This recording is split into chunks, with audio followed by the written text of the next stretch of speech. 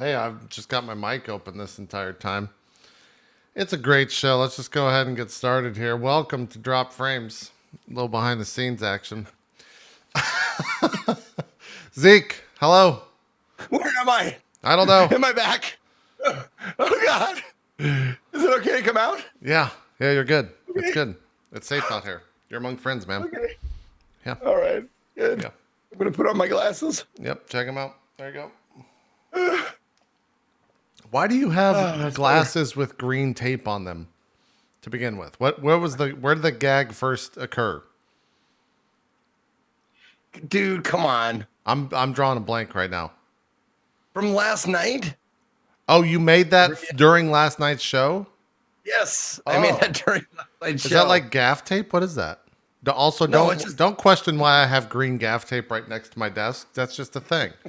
It's just a I have. It's honestly just green material, double stick tape to a pair of glasses. I see. Okay, nicely done. Yeah. Nicely done. Yeah. No, it's from role playing last night. If you didn't see it, I won't spoil it for you, but you'll understand. Yeah. Just go watch Court of Swords. You can actually watch it right now. It's live. See, now I'm wondering if there's did someone have holes in their head or something? I mean, you'll have to watch the episode. I guess you'll have to find out. You'll have to watch the Shot episode. through both eyes or something? My lord. You'll have to watch the episode. Brutal. I should also clarify, since my entire laugh track occurred right before the stream, we'll reveal all here. I got an email from Teespring that my store had been closed due to content concerns that it's owned by another third party, which is me. I own it, but they shut it down. So thanks for looking out for me, guys. I appreciate it. I guess. I don't know. Anyways, that's why I was laughing. They're protecting you from yourself, JP. Yeah, sometimes I'm just too crazy. So they just got to take it down. Anyways, welcome to Dropped Frames episode. What are we on? What episode is this? 5633, I think. Last I checked. 5633. That checks out. Jeez, I missed like 200 episodes when I was gone. Fuck. Yeah, you were gone a long time, man. It's been a long time, dude. Yeah. Time runs different out in the playa. It does. It does. We brought. We only did one show, I guess, while you were gone. Is that right? Okay. I guess that makes sense. Yeah. We had Jericho on and Ziggy D on, and that was it. Yeah. We talked a lot of PoE. Yeah, somewhat. We had Jericho sitting there while Ziggy D, me, and Co talked PoE. It was real fun because he just had absolutely nothing to add for about an hour. He was a good sport. He was, yes. Is what he was. He was a good sport. So he really did take my place then. Yeah. Basically, right? Yeah, I guess you're right. Going like, drool just dripping down. That's pretty much what happened. It was definitely a lot of fun. We also There's two ways to listen. Either you listen like this, just confused the whole time, which is what a lot of people do, and then it gets awkward, or you listen like Zeke or Jericho does, with a slight half smile the whole time, just making sure the audience knows that you could not care less about what's being talked about. So it's one of those yeah, just a little nod every once in a while. Ask a random question that's something that you think you could jump in on, and then you move on to the next thing. Oh, so it's an RPG. Oh, continue. Yeah. So is this like Diablo? Yeah. Like what are we talking about? Is this near the Diablo? Yeah, exactly. So throw out a joke, it fails, and then silence for another 15 minutes. Yeah, got it. Okay. We also, I thought this was funny. We gave Jericho the idea. So he watches, I don't know why we're recapping last week's show, but let's just go with it. He watches Zillow, or looks at Zillow houses on a stream, right? It's just a thing that he does. And we were like, you should go tour these houses with IRL. The next day, he makes this fucking tweet, this guy, that's like, imagine if I went to these houses I looked at Zillow and IRL streamed them. And I'm like, yeah, I did, you fuck, yesterday when I gave you the fucking idea. What are you doing? So he completely stole that. You know what the best part about this whole joke is? Yeah. I'm actually the one that came up with the idea, not you. Was it? Yeah. I'm pulling up the episode. We got to get down to the bottom. I'm just kidding. I have no idea. But that would have been hilarious. That would have been good. So you should have let me go with it. You should have let me pull up the episode. I was What's loading that? up my YouTube and everything right now. Here's the There's thing, an though. old quote. There's an old quote about that. About like good artists borrow, the great artists steal outright. Totally. I think Picasso said that. Yeah, yeah. Here's the thing, Yeah. though, Co. We're both fucked because he's gonna go make $1 billion from this idea. Dude, he is not only is it a good idea for a show, but he is a perfect host for it. Totally. Like yeah. Like I really kind of hope he goes through with it. That'd be like some of the first IRL I'd actually watch and probably really like. Yeah, yeah. It would definitely be cool. Do we want to? I don't. What? Just want to let you guys know right out the gate. If you see me like moving and like squirming in my chair or adjusting or something like that, it's because I got some sort of like intestinal worm that crawled into my sphincter while I was out in the desert, and it's really like bothering me. No. He has a tail. No, I'm just kidding. I think the second day of the burn. So I went out there a little bit early to help build our camp. There's early passes to go and work on the burning camp, or like whatever camp you're with, if you get the pass or whatever. So for the first 4 days I was out there, I was building like the shade structure and like they call them the pods for like different like people who are camping at the same camp. I was with Costume Cult and there was like 150 people. So we had to put up like a roof and like, wind blocks and stuff like that and cooking and all this kind of stuff. So I was out there early doing that. And then the burn start, and the second day of the actual burn, I went out to this art installation, which looked like this like spider kind of a thing out, like it was like about 15 feet high and had these wooden legs and stuff. And down the back of this thing, there was a metal slide like you would find at a playground, but it was just this big, long, like metal slide. And me being the adventurous and possibly inebriated person that I went down that metal slide and I was like, wee, eyes closed. I was like, yay, I'm having so much fun. And I came off the slide and just right on my tailbone. Mm-hmm. So yeah. So if I'm squirming and stuff and moving around in my seat, it's because I smashed my tailbone like the second day of the burn, and it fucking sucked the whole time because you ride your bike everywhere. So sitting on a bike was a challenge. And that kind of stuff. And I even got this happen. What's that? Yeah, day 2. And how long were you there? I was there for a total of 10 days. Let's see, for 10 days ish. Yeah, around 10 days. So as soon as when I got back to the default world, I got myself a donut. You see, there's a little space here. The default world, is that what the burners call it? Yeah. This what we're in right now is the default world. What is Burning Man called? It's just the burn. It's like it's what you talk about. Like you try not to really mention what you do outside of the burn, just because you're supposed to like be where you are. Be here. Don't worry about like work and all that kind of shit in the default world. Wait, so is there small talk then? Because like, how does that work at all? If you can't talk about what you do you just make shit up? Oh no, I'm pretty sure in Burning Man, when you want to start a conversation, you just either flash or pull your pants down, and then you use that as a conversation piece. It is a common greeting. It's called noseling. Okay. Like between two guys, you take your pants down and you do a little noseling to greet each other. So it's better than a hand. It's more sanitary than a handshake. Makes sense. I've always heard that referred to as sword fighting. Well, that's the act. It's a different act. Yeah. Sword fighting is like a fight, though. Like this isn't a fight. This is a greeting. Yeah. So sometimes like, an Eskimo kiss, but with penises. Sword fight. Oh, okay. Man, I really feel like we're getting the experience of the burn today. This is great. Yeah. But anyways, I mean that all that shit aside, that's why I'm like, if I'm squirming and stuff, that's why, because I hurt my elbow. Noted. And it was also really fun to drive 16 hours. Oh yeah. Did you break something, or did you have to go to the hospital? No, I bruised it. It doesn't feel like it's broken. It doesn't hurt all the time. It only hurts when I put pressure on it. Cool. Yeah. Anywho, what did I miss? What happened while I was gone? How was PAX? I don't know. How was all that other stuff? None of us went, so Nobody went to PAX. no one went to PAX.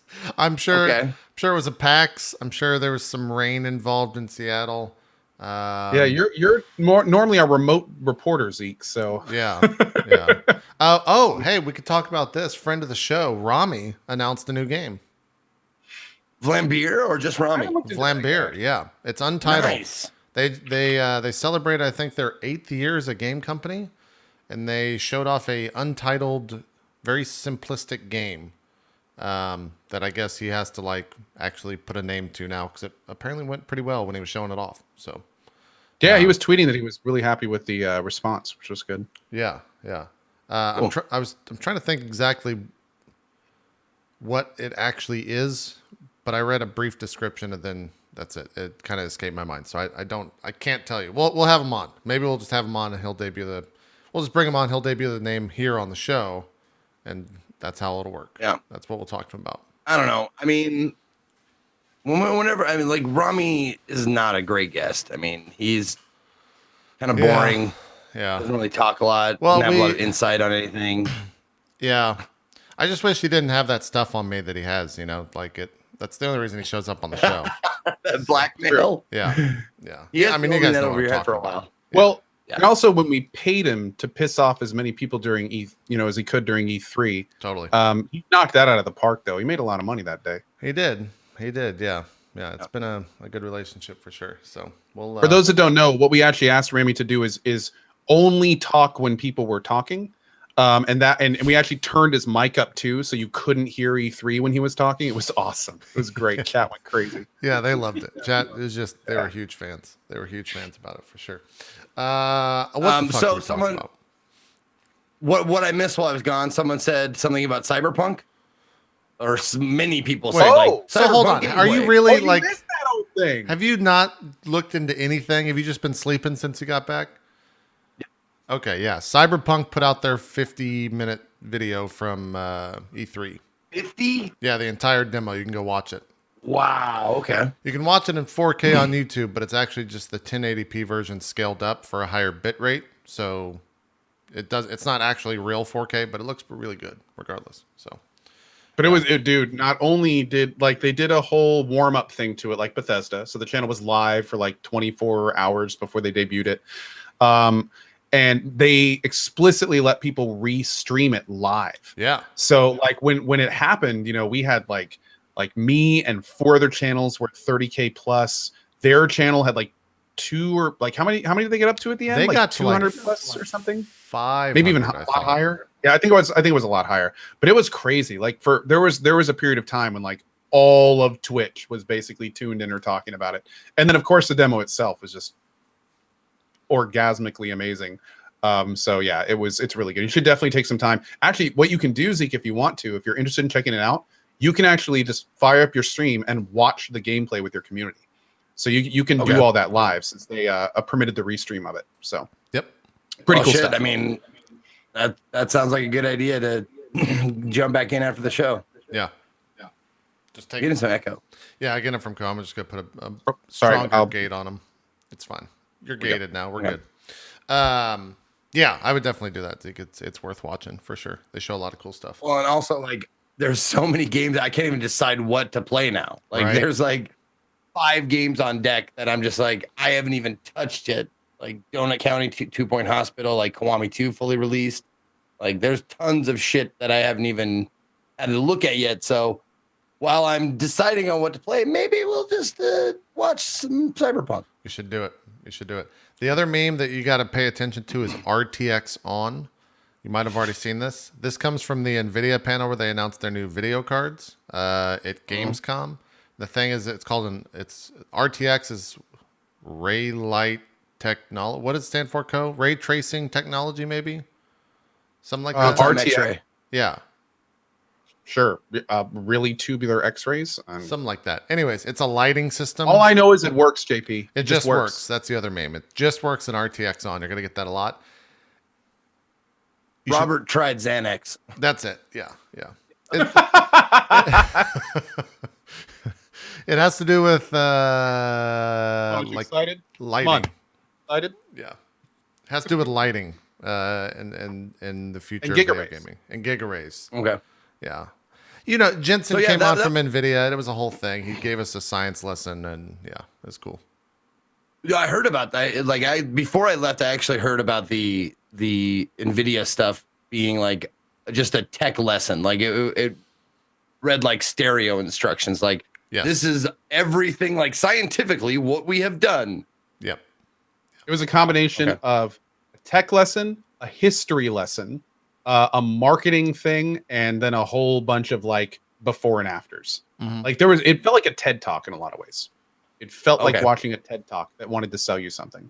Yeah. A lot Yeah. of people loved it though. A lot of like tech inclined people thought it was really good. But a lot of people like me was pretty heavy in the history and tech sometimes. It was a little over my head sometimes. Yeah. What? Okay. Is it going to make me need a new video card, or is it absolutely necessary to buy one? Because I think the little upgrades in video cards or like the upgrades in video cards have trouble keeping up with the games that are coming out. Here's that true? Battlefield 5 with RTX on. So you can Here's the thing with the new card, Zeke. The reason that they had this kind of historical, this is a huge deal thing, which they did, is the new cards are a big jump in tech. They are a very large jump. However, do you need it? No, you don't. At least not now. There's going to be a lot of other things that are going to bottleneck. Before you see like your games get 80% faster. It's not that kind of thing. But the new cards are really good. It's going to be the kind of thing where if you're, in a year, if you're buying a new computer, you're probably going to be looking at these cards. But if you have a decent card right now, you don't need to upgrade immediately or anything like that. Yeah. And I don't know if anybody else is like me, but when people are like, how much is it? Like, is it 400 or 500? I think it's 500 plus for the TI. Yeah. Well, the didn't TI they say is like a grand. $499.99? Oh yeah. Or 500. Isn't it like 599 for the second production model? Yeah, the TI is a for, like- grand. Yeah, for the standard edition. I think that's 900. Because the TI is like the big bad one, and then there's just the 2080, which is the normal one. I thought there was one right around 5. I think that might be the 2070 or something. 2080. Well, there was someone were saying it was a big thing on Twitter before I left. Everybody's faces 27. were green. Okay. The Right. 2070 is 500. Great. Yeah, there were a lot of green faces, and then they were like people who were sponsored by NVIDIA were like announcing like the price, like the price on this is $599, like that kind of thing. Yeah, it was a weird thing, man, because like all of the announcements went live on their site and on their Twitter at noon, but the stream didn't announce them till like 12:40 because they were behind. And so they did like this big reveal, and it's this much money, and everyone's like, "Yeah, we've been on our phones, dumbass. Like, we know that the prices are already out there." So it was kind of weird. What was the catchphrase for that? For what? It was a hashtag. Oh, God, what was that hashtag that we had to use? I forgot. Be ready for the game. Be in the game. Beat the game or something. They should have No, not it just works. It was. No, it wasn't just works. I don't know what it was. The hashtag was. No, it was just like Hold on, play the game. Hashtag play the right. game. Hashtag be the game. Hashtag something like it was a clever play on words. I think it was game ready. Before the game. Before the game. That's what it is. Before the game. That's what it was. Yeah. Sounds right. Yeah. Yeah. Or be game ready. I thought that was pretty clever. Yeah. Yeah. It was But definitely the price point is just like, guess what, guys? New video card. Guess how much? Only as much as a brand new console and 2 games you can get on your own. Yeah. They're basically That's printing it. money. The worst part For too performance, you won't see for years. the worst part about all of it is they sold out, and I probably have I have no data for this, but a large percentage of those I would think are just going to Bitcoin miners. Like they're not even people that are going to use them for games. They're just people trying to mine Bitcoins, and that's it. You don't say. Yeah, Montana's actually got a bunch of land for Bitcoin farms up there. Have you seen any of that at all? Just giant server farms? They're a thing. if Montana has one thing, it is empty space. Like it's the like what fourth biggest state in the union with like the least populated like areas. Yeah, that makes sense. Yeah, That makes it's sense. I guess we're still talking news. So the Warframe owner, which is Leyu, I guess you don't really hear about them much. Code, do you know anything about Leyu, the people that own Warframe? Okay. Well, this is one of the stakeholders, right? I think they have a couple or I- more than a few. I guess they announced a free-to-play Lord of the Rings MMORPG in development, which is weird because I thought there was already an MMORPG. It's really old. It's like 10 Lotro's very old. Yeah, I actually played a lot of Lotro when it came out. It was great, but I thought it was free to play as well. So I don't know how that works. But that was a big thing that I guess came out yesterday in the world of news. But I don't know if there's any other news about it except that they announced that. Rapidly expanding Hong Kong-based publisher, which owns digital. They own Splash Damage as well. The people that make Dirty Bomb. And then Athlon Games is the publisher that Leyu owns. I don't know. That's a weird thing. I don't know if I need another MMO, especially one from the Lord of the Rings universe, especially when Lotro did it so well for so long. So that's a thing that's out there. Call of Duty 4. I really don't think I need anything about Lord of the Rings anymore. It's just like, Really? man, they've squeezed all. I think they've tried to squeeze all the blood out of that turnip, and it's there's a TV show coming right from Amazon. I haven't seen the second and third movies. Wow, there's a TV show. Yeah, Amazon's developing a show, like a TV series for it. I'm pretty sure that's a thing. Like 99% sure. Also, we can't glance over that. Can you just watch the fucking second Lord of the Rings movies? Now, are you talking about? You're talking about the original trilogy, right? Not the. I'm talking about the original trilogy. I was actually. It's funny because I saw the first one and I was like, yeah, that's cool. All right, it's Lord of the Rings. I like it. And I was gonna go see the second one, and then the person I was gonna see it with was like, "Holy shit! I heard this movie was like 4 hours long," and I was like, "What? I don't know if I like it that much." And then we decided not to see it, and like I just never went and saw it. I don't even know if it's actually 4 hours. This was like years ago. It's pretty well. long. If you ever traveled anywhere and took flights, they're great flight movies, like because they'll take up the entire flight. And honestly, they just get better and better. Like, I'll check it out. Yeah, I mean, they get better. It's Fellowship is good. Two Towers is great. Return of the King is fucking awesome. Like you miss the better of the two. Yeah. For all the people in chat freaking out that I haven't watched Lord of the Rings, don't feel bad. I haven't seen like 95% of movies in the last Star decade. Wars. Like which Star I haven't Wars? seen any of the most recent Star Wars. Okay. Well, I mean, that's not the biggest people. That's a whole nother. I saw the one with discussion. little baby Anakin. That's it. Okay. What else? There was something else that you've never I'm watched. sorry, guys. I can't watch all these cool movies because I'm making money, assholes. I got a business to run. I got a family to take care of. Like, I'm doing real world shit. So pardon me if I don't watch fucking movies. Yeah. JP, can I just get a clip of that later for my channel? I mean, anytime anyone asks. You can clip whatever. You can clip whatever you want. It doesn't matter to me. Yeah. Anyways, what else is going on?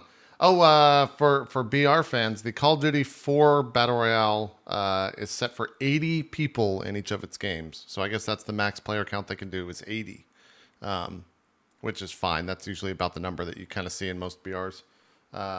Given 100 is usually the max, but people die in the first seconds. For Call of Duty's BR.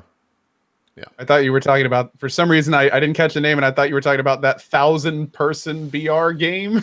No, I was like, oh, good, they're getting a bit more realistic. That'll probably never come out. We'll never see that game. Or maybe we will. We'll see. What else is out there? And that idea sounded like a joke to begin with. It's like, haha, you got 100. Well, it sounds like something that Devolver would say in their like press conference and be like, guess what? We've got 1 million people in one game. In one map. It takes place in the universe. Yeah. It'd be weird. Be a weird thing. I'd say the thing, it's going to be an accomplishment for them if they have 1,000 people playing the game, let alone in one map. I mean, that's like, oh my Lord. Oof. Yeah, I agree. It's rough. That gameplay was definitely rough. Can I just ask? I want to know, like, oof became a big thing, like in the past like 6 months. People have been like saying oof a lot, and the funny thing is, like, that's something I heard a lot growing up from. I think it's from like a Norwegian thing. It's like oofta, right? Yeah, I think it's pretty. I think yikes is the one that's come to. You took the words out of my mouth. I was going to say another thing that I remember saying a lot as a kid, and then I just didn't for like 15 years. Then all of a sudden, now everywhere is yikes. Yeah, Like that's been an interesting word that has come back lately. Well, I'll tell you what. I like the change from cringe to oof to yikes. That's fine. Like I'll take that. Mm-hmm. Because cringe is just stupid and terrible. But oof and yikes, like I can get behind those. Like I've said, like oof, yikes. It's the council of old men who play games. We approve of yikes. Yep. Hey man, Don't- everybody get cringe is old. All right. Yeah, I know. You know when you're in public and you hear someone say something like really uncomfortable, like a racial slur or something, and you're just like, ugh, you look at that person. That's how I feel about cringe these days. Like someone just comes in and says cringe, and I'm just like, ugh, like really? Like I thought I knew you. Really? Right. Yeah. Cringe has become itself. Oh, wait a minute. Speaking of cringe, we're in a PewDiePie video. Did you guys hear about this? Because I got told about 1 billion times yesterday that we were in this video. Yeah, during Funny Quarter story. Oh, I didn't know we had any audio issues during that show until that video. Yeah, that was when we were still using clip-on mics, I believe. And there was definitely you like lifted your arm and so it hit your chin, I think is what happened. And so it just goes Oh yeah. Yeah. Not that you did anything wrong. It was those mics fucking lavalier. sucked. Yeah, those laughs suck. But yeah, we're in a PewDiePie video. Where we tried to do our triple. I feel like that thing's come back multiple times in multiple places to make fun of us. But at the end of the day, I'm like, I'm not. I think that was still funny. People still laugh. That was great. Yeah, still good times.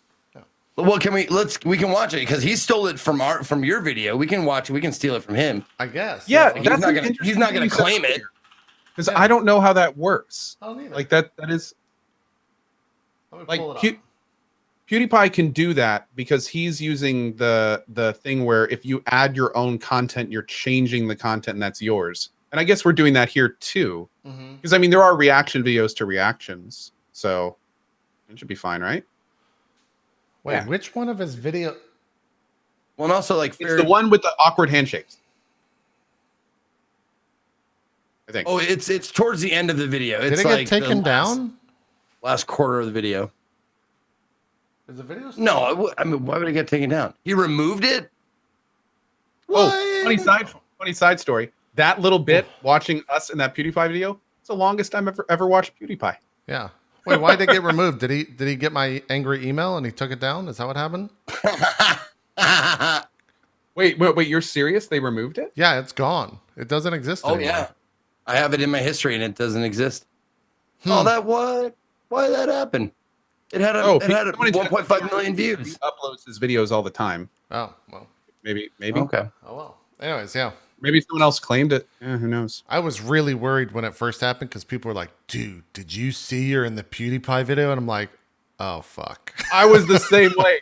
I was streaming when I heard about it. And all of a sudden this guy comes in chat and he's just like, hey, does Ko know about the PewDiePie video? Yes. And I was like, do I know about? I was like, why would I know about a PewDiePie video? And then he just responds with 4 words, "'Cause you're in it." I was just like, Yeah. Yeah. I just What's like it it when about? something's I so immediately go to my big, mods and I was like, someone find out what this is about. This might be bad. Yeah.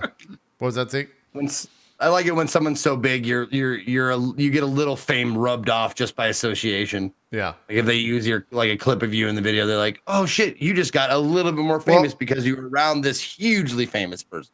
Well, what's crazy is like drop frames has been in other streamers' videos. I personally have been in like highlight reels and stuff like that, and other big YouTubers have, for various reasons, like pinged me.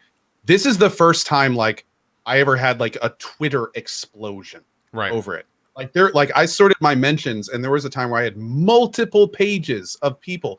Hey, Ko, did you know you're in the video? Did you know you're in the video? Like, and it makes me think it's just like anything this guy touches just catches on fire. Yeah. Like I can only imagine because that video had like 15 clips in it, maybe a lot more. Yeah, there was a It was lot. Like There's a lot of like esports clips every of single one of trying to those do, like, people high fives and stuff. is probably getting that effect.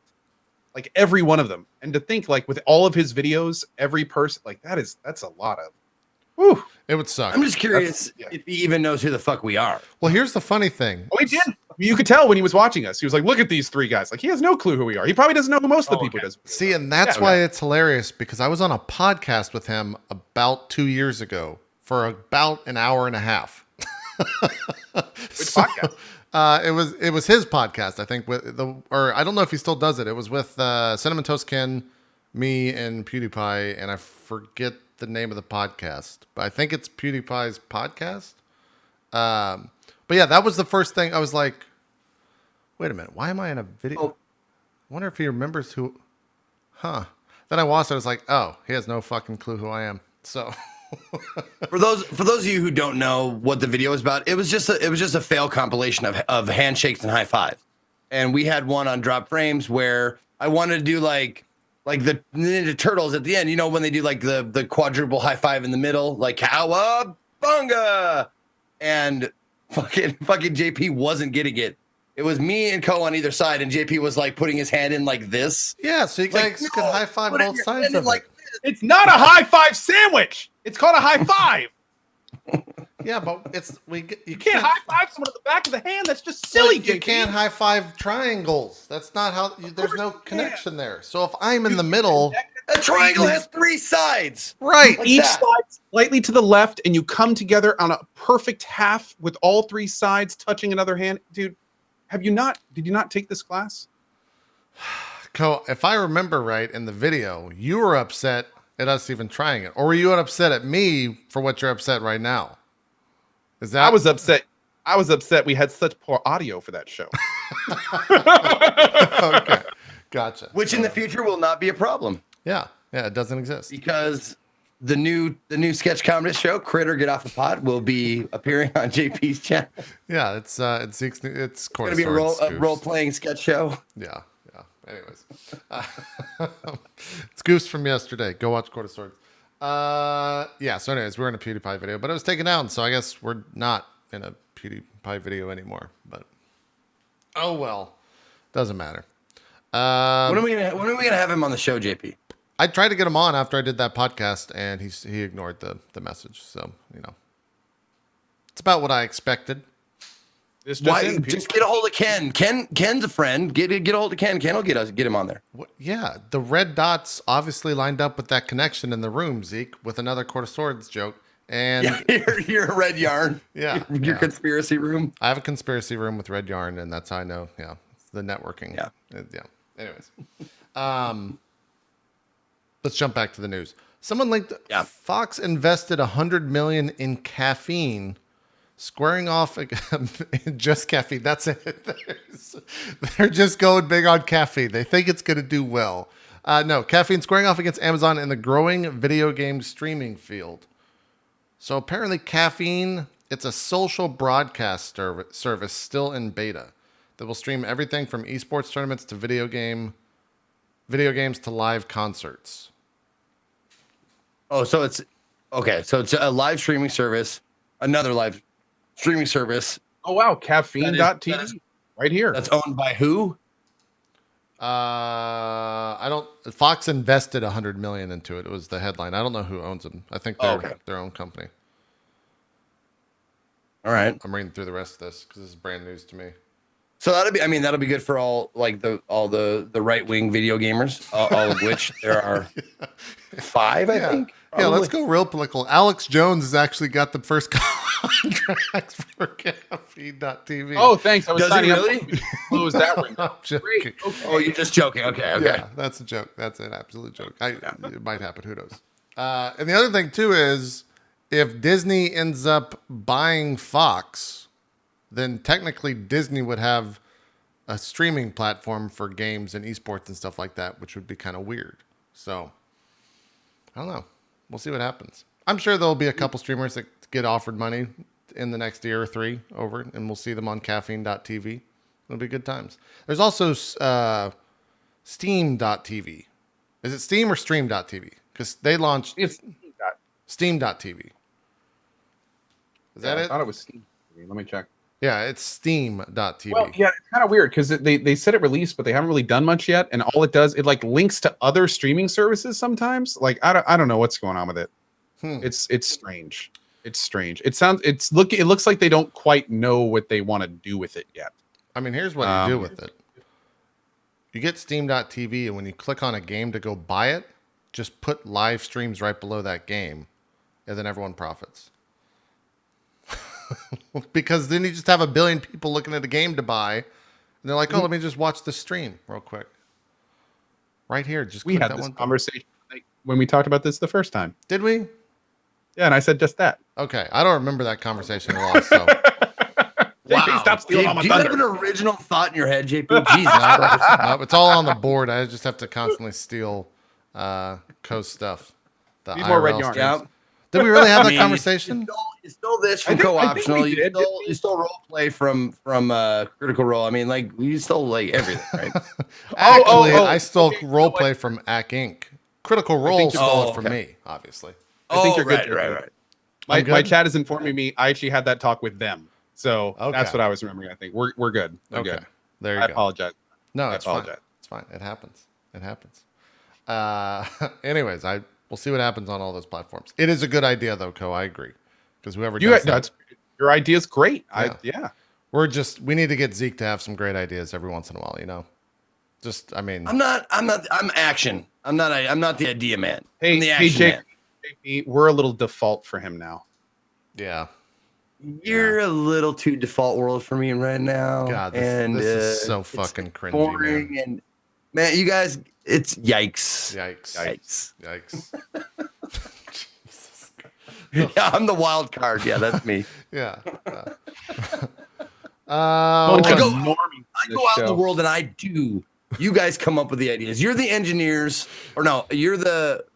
Oh shit! What's the relationship between the people who like come up with the ideas and the people who build the ideas? One's poor, one's rich. I don't. I don't know. Not quite. Good answer.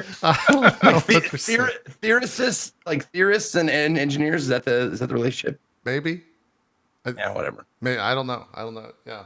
I call them fungineers. Fungineers. God damn. Isn't that an actual job at Disney? It is. I think there are some fungineers at Disney.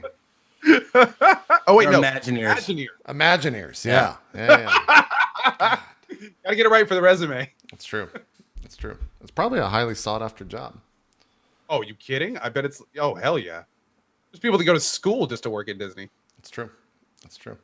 I don't think there's any other like news stuff really, unless we want to catch Zeke up on the past 2 Oh, weeks. little bit of weird Twitch news. Yeah, what's up? So, good God, the confusion. So apparently there was a town hall at PAX, and Twitch is like, yeah, we're doing this thing called September, and it's going to be we're great. gonna talk about that. And here's some arbitrary dates, and this is what we're going to do. If you get a gifted sub between these times, then you can resub again for $1. Right, and that's what And then I heard later that apparently they changed some dates or extended it or something, and that's great.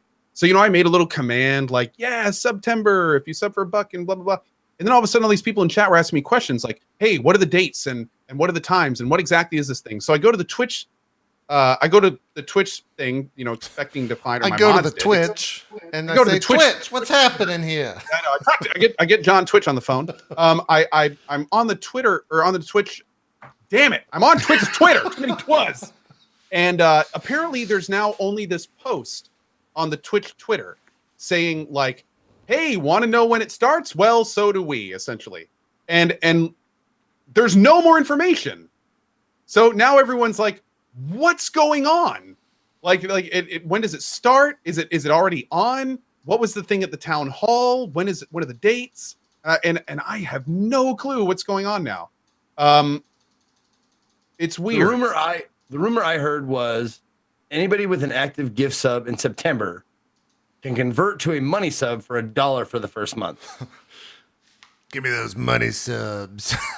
Yes, and see, that's what we heard too. And it was supposed to be September, but then it's like, okay, how far back does it go to be eligible, or when does it start, or if I already have a gifted sub, does that qualify? Like, there's so many questions on this. Yeah. Let me see what- That yeah, I don't know if you found the thing here, but you know what that it sounds like to me. And I should state I don't actually know if this is true because Aaron was the one that was doing the PAX panel, but I don't know any information behind this. But to me, it sounds like they needed something to announce at PAX. They got this, and then the product team didn't give them all the information. September 1st on Twitch. Wake you up when September ends. We'll wake you up when it starts instead. Keep posted for more news about September when it returns later this month.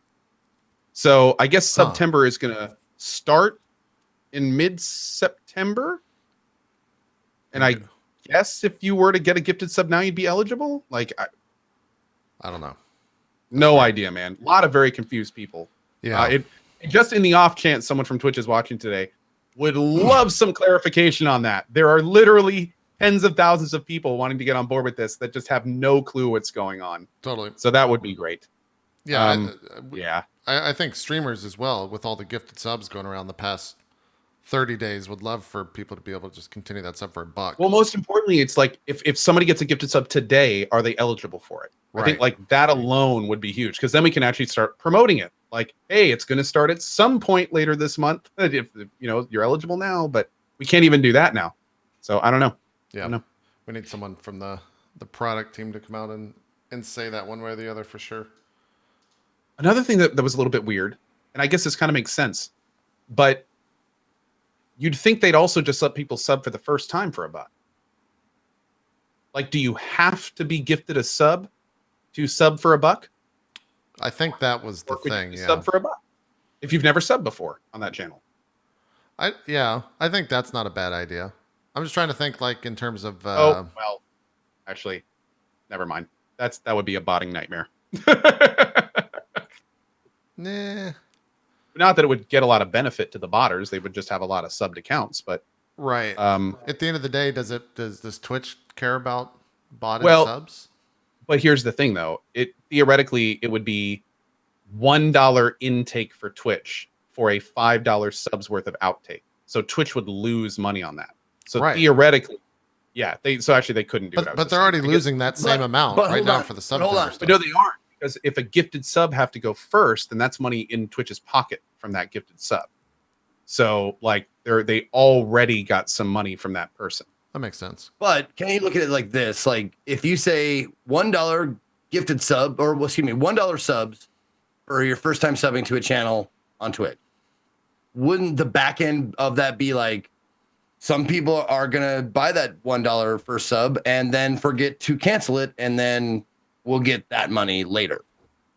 Yeah. Not only that, that's like how gift cards work, right? Yeah, that's the whole point of September. Like you just nailed it. Yeah. The only issue would be if it would really cost $1 in and a $5 sub out. Well, in that case, any streamer could just bot their own channel for 1,000 subs, right, and then get a whole bunch more money back from Twitch. Oh, I see what you're saying. Okay, yeah. So I see. I think that. So yeah, if it's a $5 sub at a split of 50-50, you'd be getting $1.50 every time you subbed yourself. Yes. Or however much the split is. Yeah. Yeah. Right. Yeah. Okay. I that could be botted, and that would be a fun thing if they did that, because you'd see every fucking big streamer just like, all right, we're doing it. 10,000 subs today. Let's go. Here we go. I'll get my ROI in about a month. Let's move on. It'd be good. It'd be great. Yeah, I some clarification on that stuff would be great. Would be fantastic. I think I speak for a lot of streamers when I say we love the idea of what you're doing, Twitch. Totally. We want to help you promote it. We just need to know what we're promoting, essentially. Totally. Yeah. And I'm trying to get the sub right now, and I can't manage to do it for whatever reason. Twitch is having issues right now. I was actually just on Twitter. Okay. I think a lot of big casters are tweeting that Twitch is having issues, so something may be going on. Oh, there it goes. My follow page just stopped loading, so I don't know. Great. But there it goes again. Twitch, just doing its crashing business. Twitch be twitching. This not necessarily in the Twitch world, but just a random factoid. Did you guys see that Amazon is now the second company worth $1 trillion? Right behind Apple? I would like to see an entire episode of or the third. Sorry, third. DuckTales with Yeah. Jeff Bezos as Scrooge. Like Yeah. I want to see Jeff dive into his gold coin pool and just like pop his Bezos, head out with a big smile. You know, like my lord, man, it's just. Tales of free shipping and it's Bezos. Woo! There was a there's another news bit where it's like him and his wife donated 10 million to some charitable cause, and it's kind of fucked up that I looked at that and was like, really, only 10 million? You have a company that's worth $1 trillion, sir. Bro, that's like a normal person putting a penny in the take a penny. Yeah, I was just kind of like, I mean, they're gonna do great things with that $10 million, but your company is worth $1 trillion, man. What the fuck? Like, that's so much money. 10 million. Put your back into it, man. God, Come on. That's just an absurd amount of money. I'm sorry. What were the 3 companies that are trillions? Apple, Amazon. I don't know what the other one was. Tencent? Maybe. No, I don't think so. Chat, what's the other company? Microsoft? Oh, it's a Chinese company. Petrol China? Okay. I don't know. I never heard of them. KP, who runs Cool your bot company. account? Jack. Why? Oh, thanks, Jack. I just got a PM from them. Yeah. I was very confused. Yeah. Okay, There you great. go. Yeah. Here, let's read this comment. I love this type of stuff. Someone did the math, and a person who makes $500K a year with 0 expenses still wouldn't have as much money as Jeff Bezos after 200,000 years. That's insane. I love that type of stuff. Well, not him himself, his company, though, right? No, he's worth, I think, No, 56 billion himself, Oh, okay. which is funny because that's like, even that is like a fucking staggering amount of money. But then you compare it to the company's cost of 1 trillion, and that's like absolutely nothing. Like, it's not, it's fucking insane. It's fucking insane. Anyways. Oh, it's was actually having 167 billion?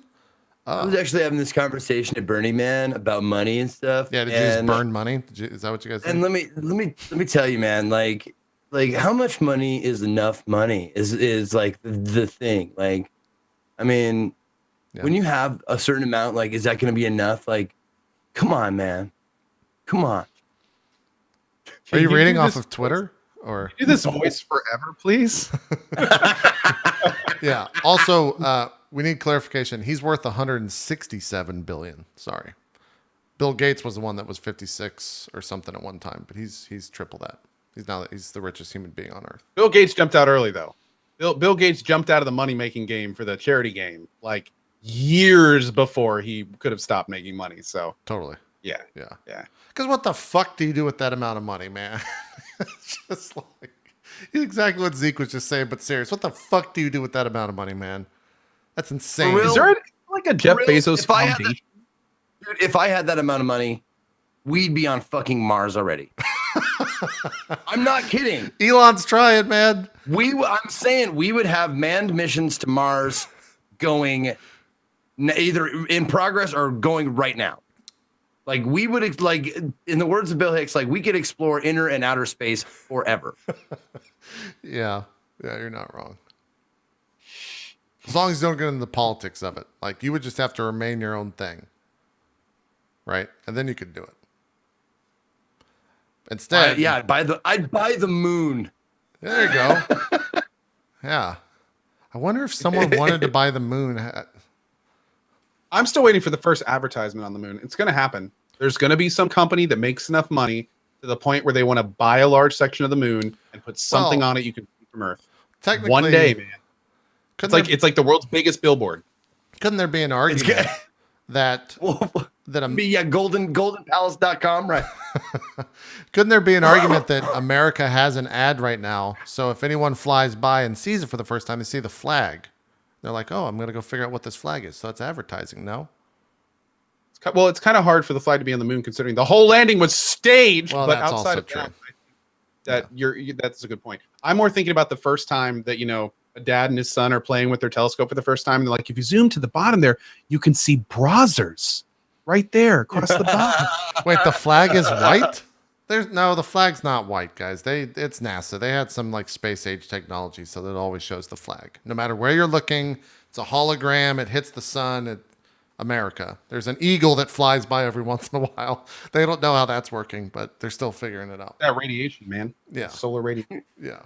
Daddy, why is the moon asking me if I want my pee to be bigger? Here's what happened. They took a dead bald eagle to the moon and just put it in orbit, and it just circles once every couple of years. That's what happens. That's nailed it. Random side note.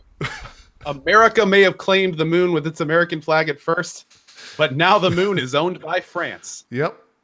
There you go. Yeah. Anyways, what the fuck is this show? It's good. Yeah, crazy. we kind of got off topic here. Aren't we supposed to be a video game and Twitch like centered show? Something like that. We have no games to talk about this week. You have no indie games. Me and JP, the only stuff we played, we talked about last week. There's Kiwami. Did you finish it, Co? No, oh God, no. Okay. No. I mean, we can run down the games here and just talk about all. No, this stuff. I'm actually interested to hear about like the WoW raids, how good they are, and stuff like that, because they just started, right? Yeah. WoW raids. I'm interested to hear like there's been some cool new updates in Warframe. I've heard. I actually logged on last night for about an hour, as much as my tailbone could stand, and I looked around and there seemed to be a bunch of new shit there. Path of Exile. I would love to hear how the new season of Path of Exile is. I mean, maybe you guys don't believe me, but I actually like to hear about other video games that I might not play. Yeah.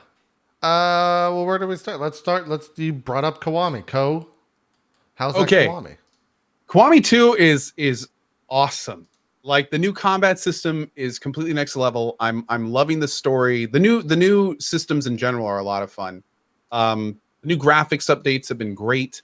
I've just been really, really enjoying it. I think I'm up to chapter 8 now. The story is really starting to pick up. Had some crazy shit happen in the last chapter. My character's pretty well developed. Been enjoying Cabaret. I'm on like rank 3 of 4 Cabaret runs. The little Majima mini game is pretty interesting. I haven't done too much of it yet, but it's been good.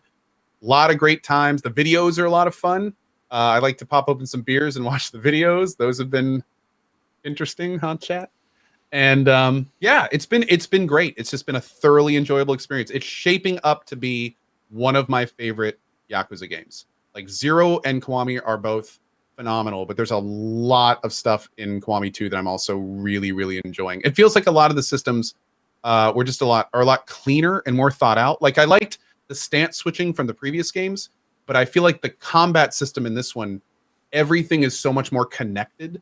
And I was also a kind of person in the last 2 games where I'd like pick one of the fighting modes and like just use that one. So I felt like I was missing out a lot of the game because I just wasn't doing the other modes. And I just don't get that feeling in this one.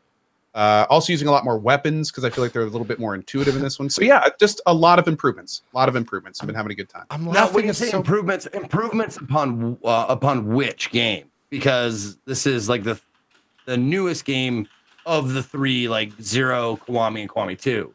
Like what is I've only played those. So like the big improvement, like the fighting stance thing, I think was a pretty big improvement. I like how they did that. I like the new experience system. I feel like overall it's a general improvement, but it's also highly, highly exploitable, which I think is a little like that part I don't like so much. I kind of wish the food and health or the food digestion stuff was time based instead of being able to just buy an item and clear your appetite. That just makes it You never play. You didn't play 6 then. No. I've only played Zero, Kiwami, and this. Yeah. Okay. Yeah. Because that food experience thing is in 6, I believe. Yep. And also, apparently, the Majima minigame has a version in 6 that it's built off. There's a couple things in Kiwami 2 that are built from 6. Like there's a cabaret minigame where you all go out to dinner, and there's like you have like this time-based thing to answer the last word of a conversation. And apparently that's from 6, but I'm seeing it for the first time in Kiwami 2. So, yeah, and I played through this on PS2. It was fucking like it was a slog. I mean, the voice acting and music are in throughout the entire series, no matter the platform that you play it on. The voice acting and music are fucking phenomenal. However, it was kind of hard to go back to the PS2 graphics to play Yakuza 2, but I'm actually like wanting to play through it again as Kiwami because of that, because of the graphical updates and the new shit they've added. Honestly, man, I know they're remastering 3, 4, and 5, but there's a part of me that almost wants to try holding out for maybe a Kiwami 3, 4, and 5. Like the Kiwamis, from what I've seen, because I was looking into playing 3 after this one. I mean, the Kiwamis just add so much more. Honestly, 3's good. 3's good enough. Yeah, like, even from a mini game yeah. and side perspective. Oh yeah, 3 has the best opener and the best opening scene in any of them, in my opinion. It really really punches you, gives you a good emotional gut punch. But also it's got the best golf game of any, like almost any mini golf game that I've played in any game. I had a lot of fun playing the golf in 3. That's really good to hear. I was really worried that going to 3 would be like kind of like your experience from going from Kiwami 1 to actual 2. So that's good to hear. It's good to hear. No, and I mean the graphics aren't as good, but they're just fine. They do hold up pretty well over the years and that kind of stuff. What? Go close this out, please. Oh god, that's even worse. Keep going. Yeah, why don't we And just it's funny because how old is Yakuza 2? There we go. JP, turn off the TV. We're here. Dude, I've been laughing for the past 10 minutes, not at what you guys are saying, because this guy just fucking books it wherever he's going. And then he gets there and he just starts beating the shit out of someone, and it's the funniest thing I've ever seen. Listen, Dude, dude, of the in combat the PS2 game, you are begging to go faster. Really? Like when you play this on PS2, you're like, I just want to get places that much faster. Like, look they were at like, him. we heard you. Now we have taxis. You run, you sprint everywhere. So yeah, we heard you because it was a slog trying to get places in 2. Like when he's on running through PS2. that building, he's fucking punch this motherfucker and run over here and punch that guy a bunch of times. Fuck this wall. I've never seen it before. It's great. It's pretty funny. Boy, dude, I gotta say, this game automatically. Oh, go ahead. Go. I was just gonna say some of the most brutal heat actions in Yakuza are in this one. Like there are some that are just like there's this joke in Yakuza called "Not Dead," where you just do terrible things to a person and then but they're not actually dead. Yeah. There are. I'm pretty sure there's a few heat actions in this that people couldn't survive. Like I don't care what kind of person you are. You know, the microwave I don't one, know, right? man. The microwave one. The microwave one's really bad. Some of the ones with blades and stuff in this one are terrible. Like you'll see him like with this little knife, he'll like throw it up in the air, catch it, jam it in their stomach. The guy will bend over him. You will see him then pull the knife up their chest, pull it out. But is there blood, Co? Is there blood, or are they an alien? Oh, there's blood when they do slice. All right, never there's blood. Is there red? I mean, but you'd be surprised what people can live through. Zeke like knows. I think he's avoiding all of the major organs very, very surgically. Sure. Like he'll cut up and miss like the spleen and the stomach and stuff, and just hit flesh and blood and no vital organs. Like he knows he's good at that. I mean, he's got X-ray vision. He has to. By the way, JP, I'm really sorry, man. I think this is actually one of the days that I was like focusing main story. No, I'm catching as much of it as I can. So another thing about this game, the main story is good. Like I like the main story in 0. I like the main story in Kiwami 1, but the story in this one, like a lot of twists and turns, some very iconic characters going through some pretty big stuff. Like it's been real interesting so far. I mean, it's even crazier is it's definitely like setting up the dominoes. You can tell throughout the whole story that they're like setting up all this stuff to hit the fan later. And now on chapter 8 of 16, it's gotten like there's so many time bombs. We're just looking around waiting to go off. It's awesome. It's a great feeling. Yeah. And of course you don't know which ones are going to go off first. So no, I can't wait to get back to it and see like the added content because I got an early copy or whatever and I got to play up to and including chapter 4 and I did all the like side content that I could while I was doing that and I didn't get any of the newer content that was teased to me or whatever. Like there's apparently a whole bunch of new shit with characters that we love. Yes, and there's a specific moment that I want to see because I played through it on PS2 and there's a specific moment that I want to see. I was playing through it and I went, God, I want to see this in Kiwami 2 so bad. And it has to do with some entrance music and some dancing. I know. I pretty much know exactly where you're talking about. Mm-hmm. I think. Yeah. But this game can never ever be the best Yakuza game for one reason. And unless they put it in later.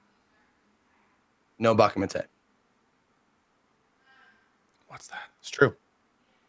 No Bakamite. I mean, it loses because of that. There's a lot of good karaoke in it, but it still has Tonight.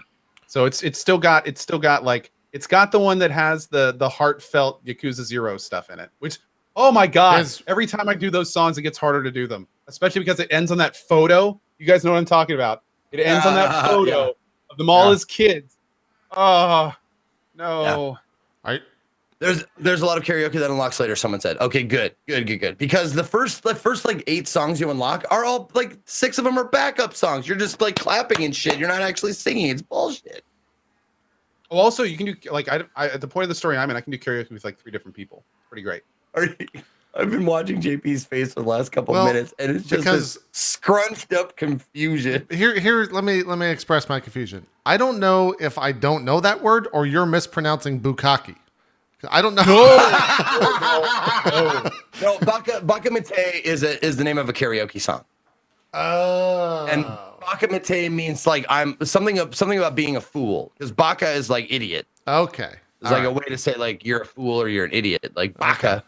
And Bakamite means something of that nature. I see. All right. Thank you for explaining that. Like a fool. Look like a fool. There it is. Yeah, it was a very iconic karaoke song from 0 and 1. Okay. Like it's yeah. Bakamite. Nice. I wish I remembered the actual word. It's got the rock one. I don't remember what the rock one's called, but I love that one. That one's great with Kiryu singing. Like a beautiful butterfly. Maybe that's like a beautiful butterfly. I think so, actually. And then it's also got the little speed metal one for the girl. That where do like where it has her singing it, and that one's so good. Those are still really good. Fucking Yakuza, man! It always finds its way onto this goddamn show. So good, man. When are you gonna give it a chance? Never. I played Pick up Zero. I played 0 for 45 minutes on stream, and I was bored to tears. I just can't. I tried. I gave it my best shot. Guy with what? Did you actually finish Ni no Kuni 2? No, I didn't. I'm never gonna understand you, man. I know. Yeah. Like, oh god, I can't believe you could like sit there and say that, and you can grind the same like screens for 8 hours at a time. Yeah, I don't. My brain's weird. Yeah. I wish I understood it, man. By the way, Yakuza 0 doesn't start until 3.5 hours for the record. It's all just intro. See, I've had a profound revelation. When people say that something doesn't start till X, it means those first 3 hours are fucking bad. That's what that means. Because if anyone's like, oh yeah, man, you got to get through that first season. It's like, because it sucks. You have to get through it because it's awful. And then you get to the good stuff. That's what that means. You don't build the first floor of the house on a shaky foundation. It's laying a solid foundation for a 6-game series that is supposed to span the ages. I hate to say this, and hold on, timestamp. Hold on, I gotta brace myself because I know what's coming. All right, Zeke, go ahead. Let's say it. I agree with JP on that a little bit. Oh yeah. When you say you have to wait through something, you have to like get through something. That means that it sucked. The first part of it sucked. It's like recommending a series, like a television series, and going, you have to get through the first season because the first season just sets up the blah blah blah. It's like, no, what you're saying is the first season is not good, and then it gets better. Yeah. So yeah, I kind of agree with you on that. I've changed. I had that. Did you feel that applies to Yakuza 0? Not if it didn't for me. I'm not saying it applies here, but I'm saying like I agree with JP when someone says that to you. It's like you have to like let it build. Like there's a reason why like the greatest novels of all time have like the starting phrase that people know, like it was the best of times, it was the worst of times, or call me Ishmael. Like they're iconic because they jump you right in. Mm. And I understand that. All right. Yeah. Anyways, that's Yakuza. JP hates games. I do hate games. Talk to me about this other shitty game, 2 Point Hospital, Co. What's going on in that? Dude, it's Theme Hospital. Like it's basically the people that made Theme Hospital. They got back together. They got the band back together, and they formed a studio called 2 Point Studios. And 2 Point Hospital is the first of hopefully many games that they are bringing back to the current day. It runs well. It's funny. It's very easy to play. But at the same time, it's pretty deep in a lot of ways. I've put 20 hours into it and I still have more to do. It's just a great experience. It's a lot of fun. It's a lot of fun. And honestly, it makes me very excited to see what else 2 Point Studios is going to be bringing back. Are we going to see a new updated Syndicate? Are we going to see a new upgraded Dungeon Keeper? Like Bullfrog Populous? Like Bullfrog made some iconic games that spawned numerous copies of them over the decades. These are the guys that came up with that stuff. And if they can take one of their originals and make it as good as this, like I can't wait to see what else they have coming up. It's going to be good, and that's really all there is to say about it. Like it's a damn good game. Is it what's the disease that these people are inflicted with the lights above their head? What is that? That one? is actually a little bit. That's not a disease. Oh. You can get like little challenges where a bunch of, you can see the one right there that's dancing down there. He has a like a siren over his head. Yeah. The green ones are ones that you've cured. And that guy, by the way, he's got rock star syndrome and he's moving around like the Queen guy. Like it's so great. It's so great. Like but yeah, the lights indicate like people you have to cure and people you've already cured and stuff like that. Yeah, the Queen guy. That's right. Let's just call him that. Let's not call him Freddie Mercury. Yeah. So does this game have like the same kind of gameplay loop and draw of like other sim games like RimWorld and stuff like that, or Prison Architect and that kind of shit?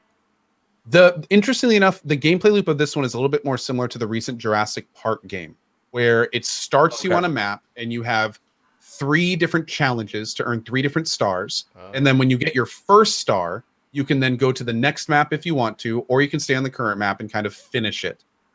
Once you unlock a new map, it's basically a brand new hospital. A lot of the different maps have different challenges. Like you'll be getting a bunch of these types of patients, or you're in this type of geographical region, so you need more heat or cold, all sorts of different stuff like that. One of them is a school. So like all the doctors and nurses you get are untrained and you have to like train them.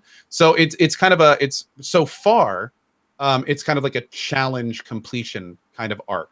And I think I like that. Yeah, it's been really good. It keeps the pace up. So, and also I like how each map has like a beginning and an end, because then you get all those different chances to like take all the stuff you've learned and like make a new hospital. So it's good. It's been a lot of fun so far. So I like the idea of, now is it like, do this, you have to cure this many patients, you have to make this much money, you have to do this, and then there's like a star system, like you can complete it with 1 star, or you can do like a completionist and get like 3 stars or 5 stars on this particular challenge. Yep. Well, the stars themselves each have requirements. So like one of your stars may be cure 4 of this specific type of patient, cure 20 of any patient, and then have your hospital rating above X%. And then you get that star. And then the next star challenges may be totally unique, maybe related to like a story event going on in that hospital, or maybe it's just cure 50 patients. And here's a new type of disease, cure 5 of those, and train 5 staff and promote 5 more staff. So they're kind of varied a lot of times. They'll be kind of like, there's usually a few like generic things mixed in with usually a map specific goal of a kind or two. Now, this is a question that I have for a lot of, like, this is the thing that gets brought up, especially for indie games. If you can, explain to me why you think this game is $35. I would say this game is $35 because there is not only easily, from what I've seen, there's not only easily 30 hours of content in it, but it is It is a finished game, first of all. Like, it is done. Okay. It didn't crash me a single time. It feels complete. There are very few bugs. It's got its entire own radio with its own songs and DJs, and they're actually pretty funny and good. Lots of depth to it.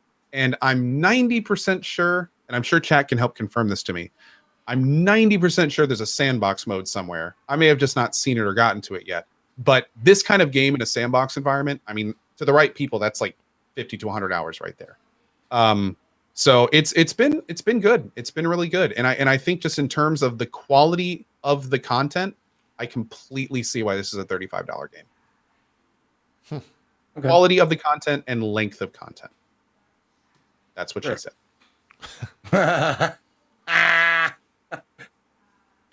Uh-oh. Awesome. Close enough. You know what? You know what, PewDiePie? You can have that one. Yeah, that's great. Yeah. It's fantastic. That wasn't even on the same level. I was like, Yeah, You gotta watch the elbow, not the hand. That's how you know where the hand's coming. Yep.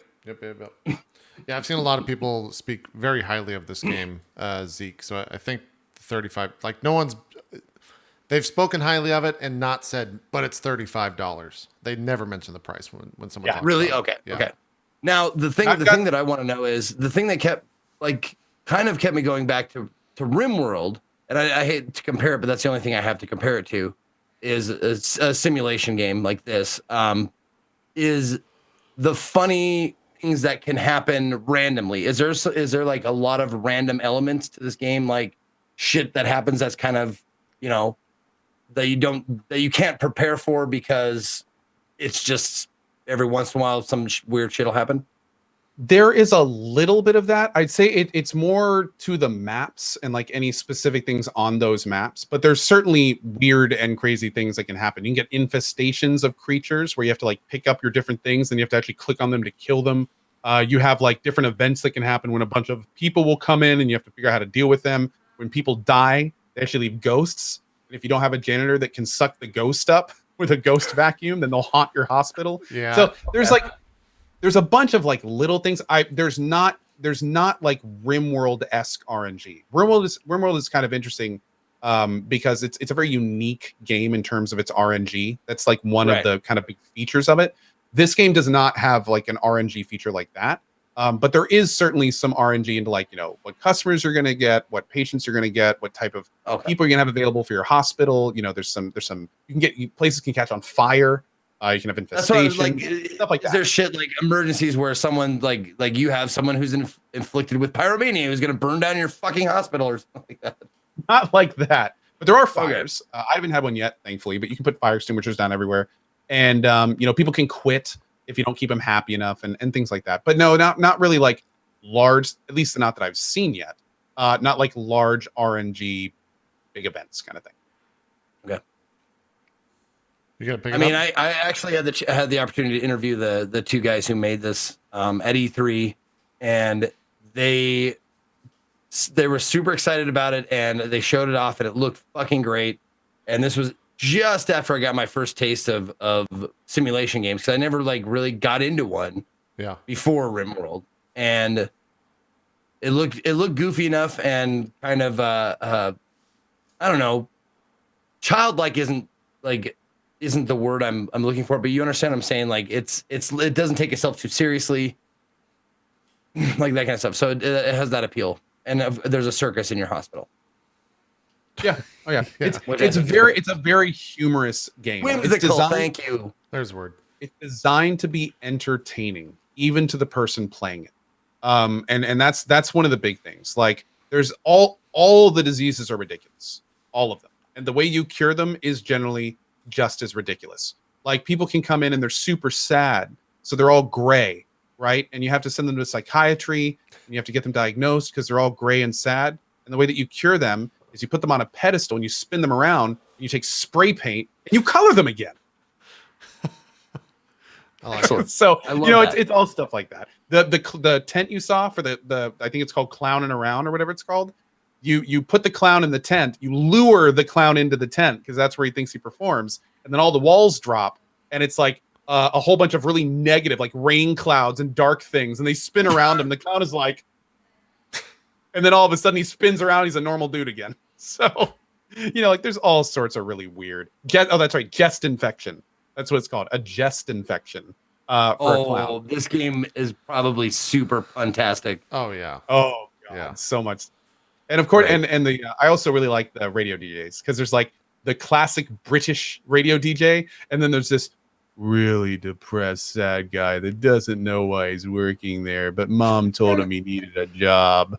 So it's like, and he's like the DJ. So it's pretty All good. right. Okay. I'll give it a look then, for sure. All right. What else? Kyle, you've been playing a lot of this Path of Exile. What is this new game? What is this that you're talking about?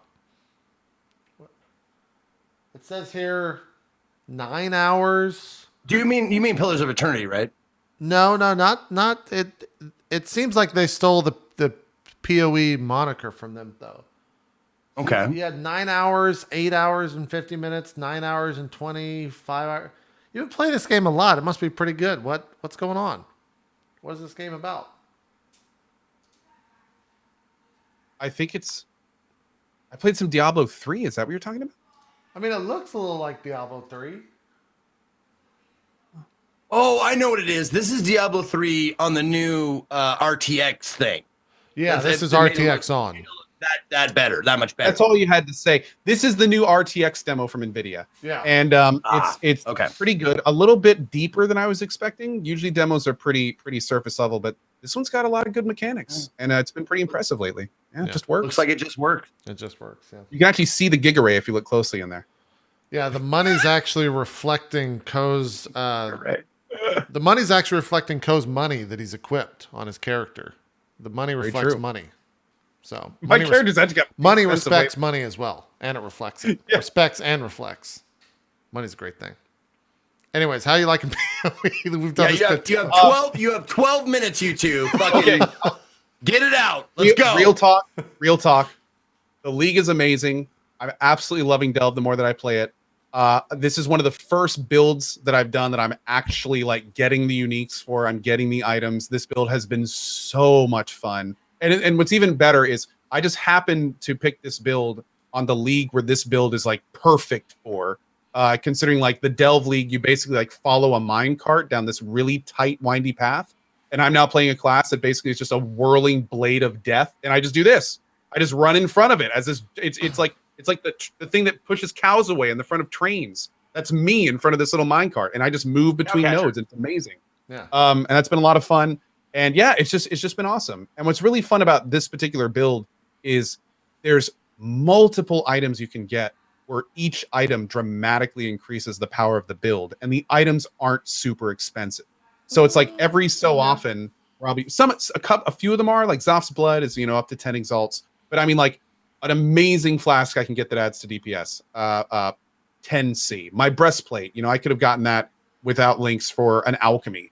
My axe, same thing. You can get my axe for like an alchemy, and then you can just slot it up yourselves, and you don't even need to link it. Like it's a very good beginner's build that you can take a long way if you put the money and time into it. Totally. So that's been really cool. Also, it's a super easy build to play, which means that I can focus on chat. I can focus on other things going on at the time, which isn't exactly helping my death count, but it's been a lot of fun. It's been a lot. It also looks fun. So people have been like with all the MTXs and stuff going off on it. It's a really fun kind of like build to watch. So it's been good. It's been really good. Been having a lot of fun with it. Yeah, it's been a weird couple weeks for me because I went from playing a shit ton of Kingdom Hearts, like 12 plus hours days of that, and then I played Monster Hunter for 70 hours in a week for PC. And then I played WoW for 120 hours in 10 days or some fucking crazy shit. And now with PoE, it came out Friday, and I think I have like 60 hours in it already or something. So like, but you not only have made a character, you're almost done making your second character. I hit 80 last night on my second character. Yeah, I did. I got to maps in 6 hours, which is actually a record for me. So that felt kind of cool, I guess. But that's insane, dude. That is insane. I don't think I've gotten to maps in less than 20 hours yet. Yeah, it's been weird though, because like I don't sleep much anymore. So there's multiple hints that I'm actually like full blown addicted to PoE again. One of them happened on Saturday, the day after the league. I woke up, what I would assume because my brain was thinking about PoE, and the first thing I did was go to my phone, open up PoE Trade, and check the price of a tabula to see what it was. Or was it a tab? Yeah. No, maybe it wasn't. It was something else. It might have been a tabula. Anyways, I looked, and it was like, I don't know, 21 chaos, which is like 4 or 5 before what it was that night, because most prices drop in US time in the morning for whatever reason. And I saw that and I was like, that's probably already sold. And I went to Twitter and I kept thinking about it. About 5 minutes later, I was downstairs in my underwear waiting for my PCs to boot up so I could message the person. And I message him once I'm in game, and he's like, nah, dude, it's sold. Sorry.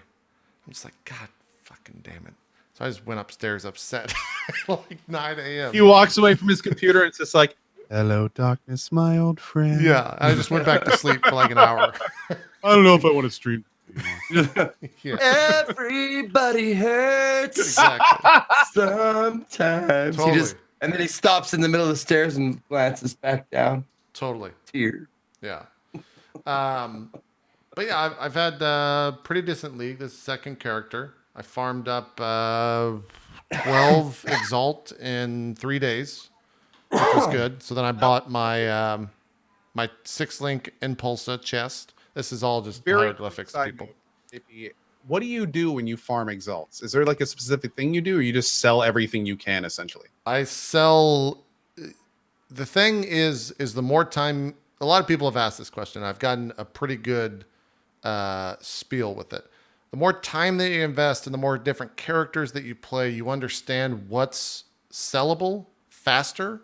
And so you can do a map, pick up the loot that's sellable, look at an item and say, that's worth at least 4 chaos, and just list it.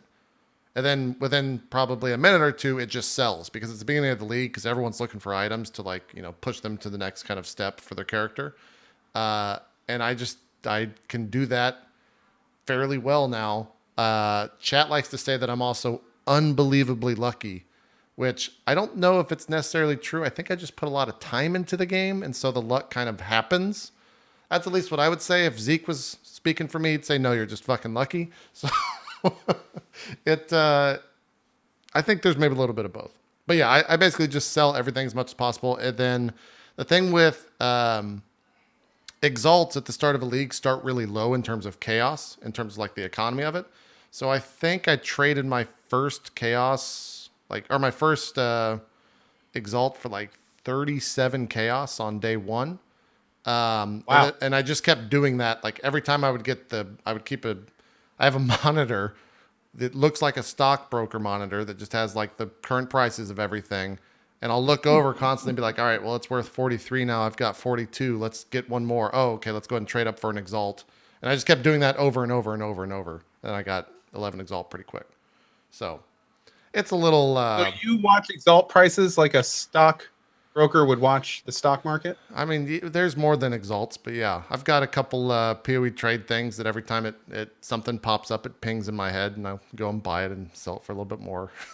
That type of shit. It is so fucking funny. Like, you could make actual money, like on the actual stock market, probably, if you paid as much attention to that as you do to PoE. Probably. Yeah. Probably. That's probably I like it. Yeah. But yeah, it's been a lot of fun. I'm loving this league. It's great. I think the actual league mechanics, to speak to that in terms of delve, people skeptical because it was an escort mission, but it seems like it's not even close to that. It goes like super fast. You don't have to, like, that part of really... the mission's great. Yeah. Yeah. The backbone of the league is fantastic. I'll find some Endless more. dungeon mechanic is great. The random nodes is awesome. The little special areas with abysses and ball stuff and all that stuff is fantastic. The issue comes into and JP, correct me if I'm wrong here. The real issue with this league is the darkness mechanic. Like it is the flares and explosions and getting those to work how you want and being able to manipulate them how you want. And they're already fixing this. They've already announced it's a problem. We know it, and we're going to patch it.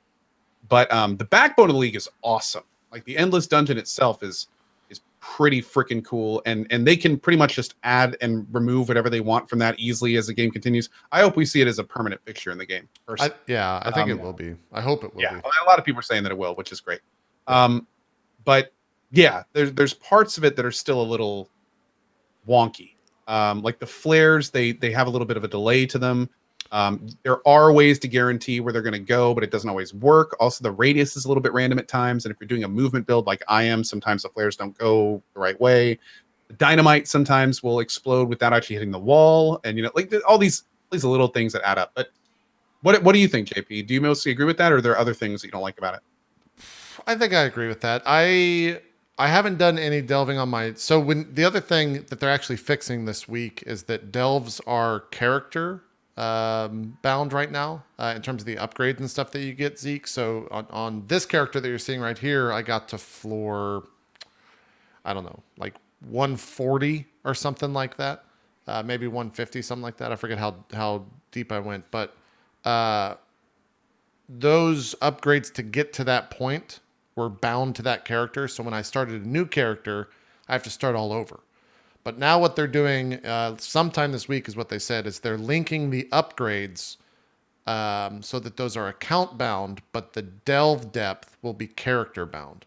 So I'll still start at I think it like puts you at 60 or something when you finish all the maps or finish the story stuff. But I'll have all the upgrades from my other character, so it'll be much easier to get deeper again. And by the way, I realize we haven't actually explained this yet. The way that it works is while you're in the delve, you get this special currency called azurite. And there's this machine that sits at the top of the mine, and you can spend the azurite at the machine to do all sorts of upgrades. You can upgrade how much sulfite you can carry, which is the stuff that you use to actually go deeper. You can upgrade the light radius. You can upgrade like how much the darkness hurts you or reduce that. You can also upgrade your flares, how they work, how many you can carry, the dynamite, how they work, how you can carry. So those are like very important upgrades that basically determine how deep you can go. Because as you go deeper, all those, well, not all the values, but the three big values, light radius, darkness damage, and how much sulfite you can carry, those will start restricting how deep you can go eventually if you don't keep them upgrading. So it's a pretty cool system. It's working out so far. Yeah.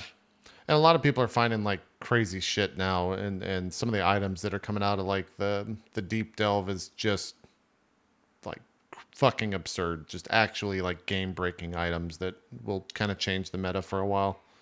Now, are they new items, or are they just old items that are more easily accessible? They're rares. So they're rares in the game that drop, but they're different like stats on said rares that haven't really been like this is a bad example, but there was like a pair of boots the other day that dropped that had like 78 cold resist on them. Like a single item with a single res at 78 is just the cap. Usually was like 55 for like a tier 1 craft on that. So it's just like, is that just a rare? Yeah, it was just a random craft. There's some items on the PoE subreddit that are just like, they're just actually insane items, like the craziest shit I've ever seen, and people are going fucking insane over. There's also some other. Yeah, go ahead. I think we're going to talk about the same thing. The delve is the fact that all the nodes are randomized. So whenever you get to a node, it can be like weapons, armor, currency, gems, azurite. It can be all sorts of different things. But then what's even cooler is the different sections of the delve have modifiers like maps. So it kind of keeps it a little bit interesting. So like as you go deeper, you can have like more things affecting your journey. And then what's even cooler on top of that is there are specialty nodes that have like special temples that have like little mini dungeons you can go into for extra loot. Or there's an abyss dungeon. I found one of those today. And then sometimes they'll have like areas that you have to go into the darkness, break down hidden walls, and that will form a link to a boss fight. Yeah. So I fought a boss in the delve. Which one did you do? I did the one where you start in an arena and there's like 4 different sides, and you have to like, it was a very frantic fight. The mechanics I couldn't even tell you because like I was just whipping around trying to survive the whole time, and I eventually killed him. But I got some crazy named delve unique that sold for like 4 or 5 C. Was pretty good. But yeah, it's there's a lot of variety in the delve. It makes going down very interesting. And also what's pretty cool is not only is an infinite dungeon down, but it's also an infinite dungeon left and right. Yeah. So it's like there's always stuff you can kind of go and do and see. And every time you clear a node, it unlocks and you know, you can see a lot more of the map, which may expose something new and interesting. It's really cool. It's good. And Very time. Good job, guys. Great. That's pretty good. Nice work. We got a lot covered. I do want to Nice mention work. You crammed a lot in terms of the in. player. No, cut his mic. Cut his mic. He's had enough time. He's had his time. This Sir, is- Where's one of those mic? big wooden hooks? We can pull This them off is the not stage. necessarily with the game itself. It's more with like the streaming of the game and the people that play the game.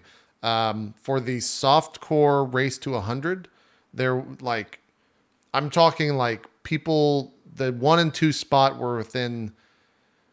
You could spam /ladder to see the XP between the two players racing to 100, and it was with like every second it was changing first and second, first and second, first and second.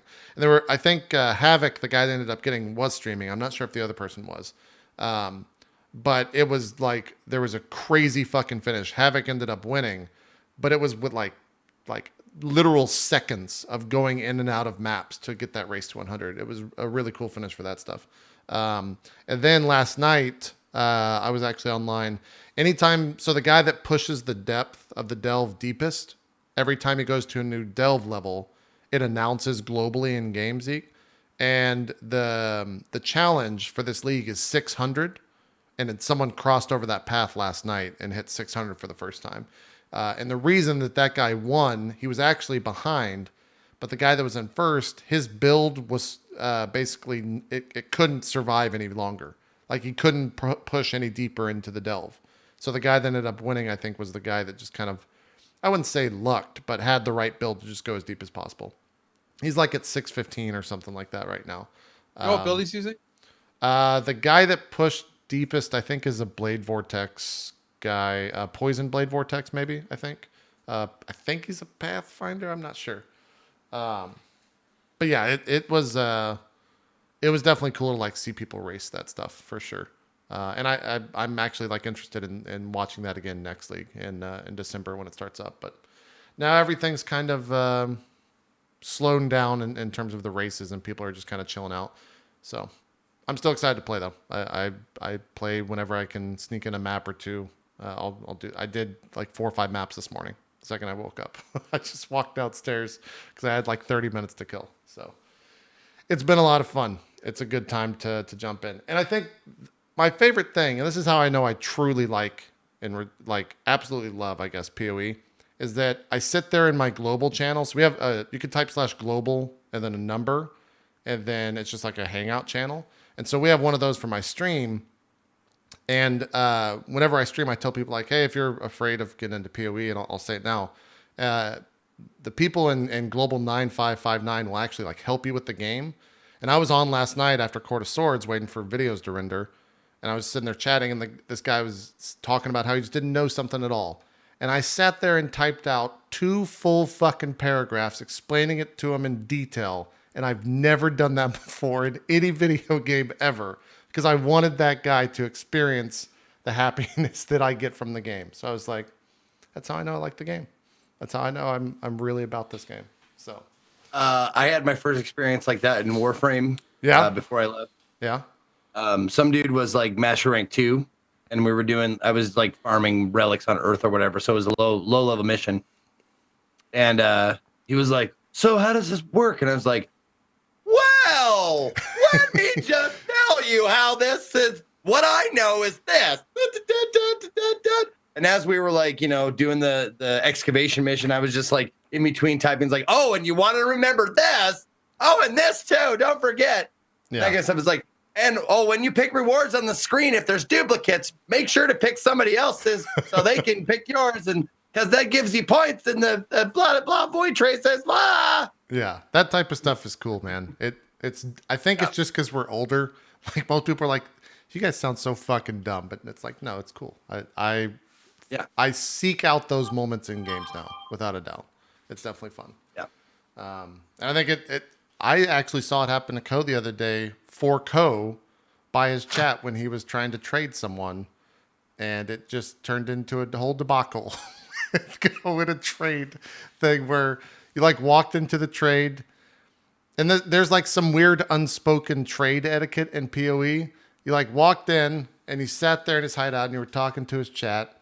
And then the guy opened trade and he clicked accept, and then you're like, oh, I don't have my currency, and he clicked out. He walked over to your chest, you got your currency, and like then you were fumbling about trying to find the trade thing, and he traded you, and you hit escape because you just hit escape for whatever reason. It closed the trade thing again, and I'm just like, oh my god, this guy hates you so fucking much. And then afterwards, you're like, hey, thanks again, man. Sorry about that. I was like, all right, it's good, it's good. It happens. Yeah, trading can be I'm a little actually bit the scary. opposite of you though, because what I like to do is I have the most fun when I know what's going on and they don't, and I like to hold that over them, and it actually makes my experience playing games better. It's actually the way I run my stream too. Just don't answer any questions, don't give any tips, and whenever someone compliments on you, just say yeah, whatever, and kind of do it like that. Kind of put your lip up and kind of little side glance, and it really makes you feel better about yourself. I found that's honestly it's how I run my entire stream. Yeah, I did that for 5 years and built a brand on it, so I'm right there with you. It's pretty good. It's pretty good. We're due for a break. Let's take our break. I don't know what else we got. WoW to talk about. I would love to talk about the because I didn't get a chance to talk about the not tonight. What is that? Oh yeah, I'd like to know your thoughts. The Brexit papers, please. Oh, okay. I don't know It's anything Papers, about that. Please, but you run a futuristic nightclub in EU or in Britain. Yeah. Great. Okay. Yeah. We'll talk about it when we get back. We're gonna take our break real quick, and we'll be back with part 2 here of Drop Frames episode 163. We'll see you guys in just a bit.